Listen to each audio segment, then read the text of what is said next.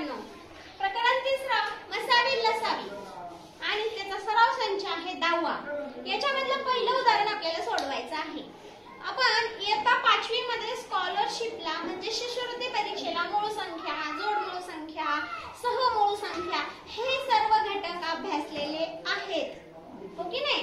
मग त्यावरच आधारित आपल्याला मसावी लसावी काढत असताना या मूळ संख्यांचा, जोडमूळ संख्यांचा घटक आपल्याला उपयोगी पडणार आहे.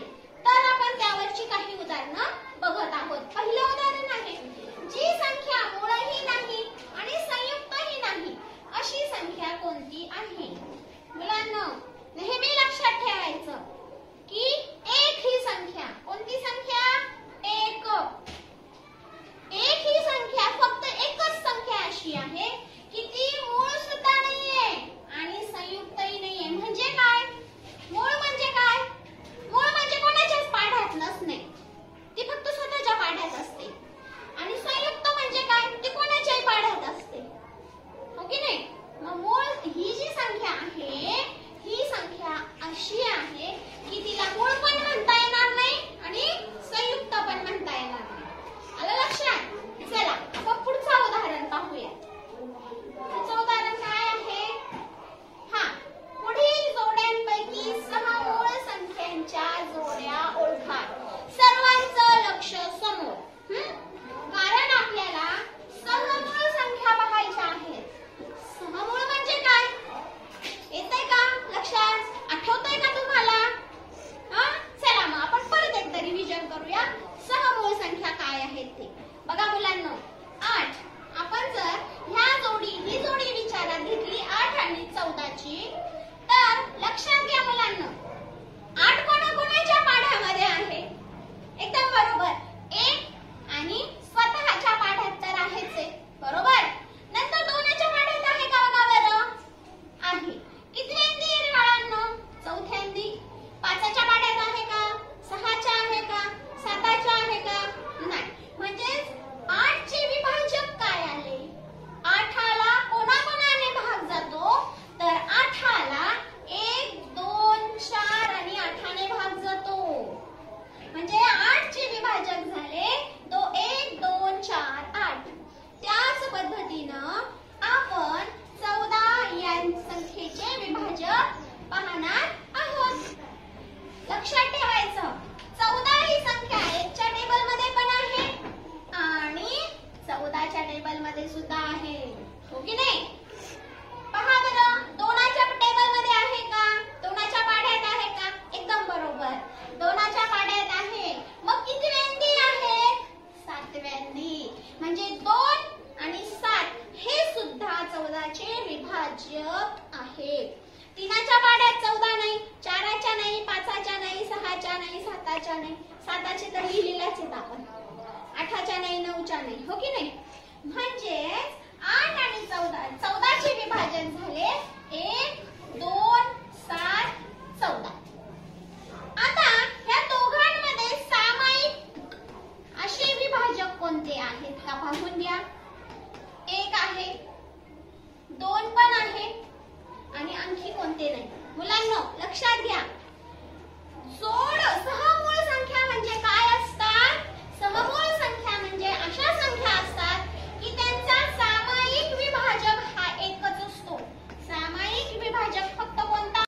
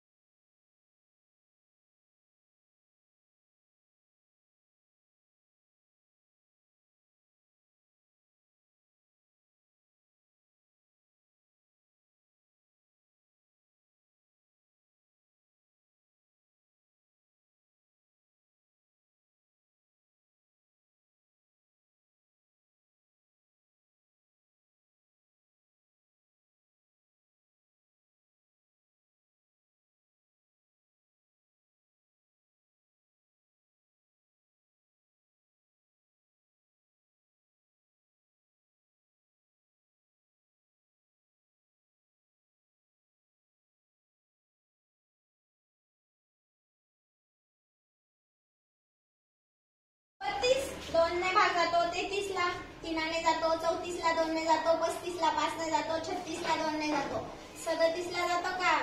नाही. 37 मूळ संख्या. 38 ला 2 ने जातो. तुम्ही ना समसंख्या घेऊच नका, है की नाही? पुढे पहा 39 3 ने जातो, 40 2 ने 41, बरोबर. 42 ला 2 ने जातो, 43 कोणाच्याच पाढ्यात नाही. 44 ला 2 ने जातो, 45 ला 5 ने जातो, 46 ला 2 ने जातो, 47 कोणाच्याच पाढ्यात नाही. 51 ला 3 ने भाग जातो, 52 ला 2 ने जातो, 53 कोणाच्या पाढ्यात नाही. 54 ला 2 ने जातो, 55 ला 5 ने जातो, 56 ला 2 ने जातो, 57 ला 3 ने जातो, 58 ला 2 ने जातो, 59 कोणाच्याच पाढ्यात नाही. 60 ला 2 ने जातो, 61 ला जात नाही. 62 ला 2 ने जातो, 63 ला 3 ने जातो, 64 ला 2 ने, 65 ला 5 ने, 66 ला 2 ने, 67 कोणाच्याच पाढ्यात नाही. 68 69 70 71 कोणाच्याही पाढ्यात नाही. 72 73 कोणाच्याच पाढ्यात नाही. 74 75 76 77 78 79 ला सुद्धा कोणी भाग जात नाही. 80 81 82 83 हा बरोबर 83 कोणाच्याच पाढ्यात नाही. 84 85 86 87 88 89 कोणाच्याही पाढ्यात नाही. 90 91 92 93 95 96 97 कोणाच्याच पाढ्यात नाही. किती जोड्या झाल्या मोजा बरं. 1 2 3 4 5 6 7 8 9 10 11 12 13 14 15 16 जोड्या सापडल्या मुलांना आपल्याला. किती जोड्या? 16 जोड्या सापडल्या. 25 पासून तर 100 पर्यंत 16 जोड्या आपल्याला मूळ संख्यांच्या सापडल्या.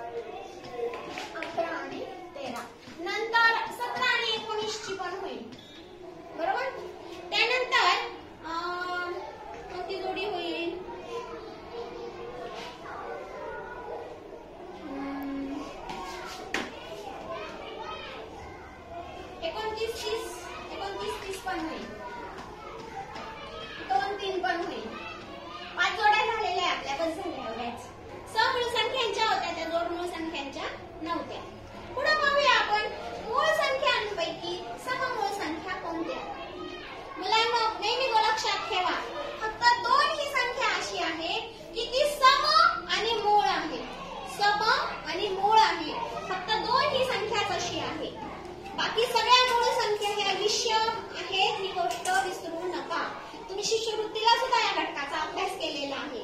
तर अशा पद्धतीने आपला सराव संच क्रमांक 10 वरील उदाहरण सोडवून झालेले आहेत. आता भेटूया पुढच्या भागामध्ये सराव संच 11 मध्ये.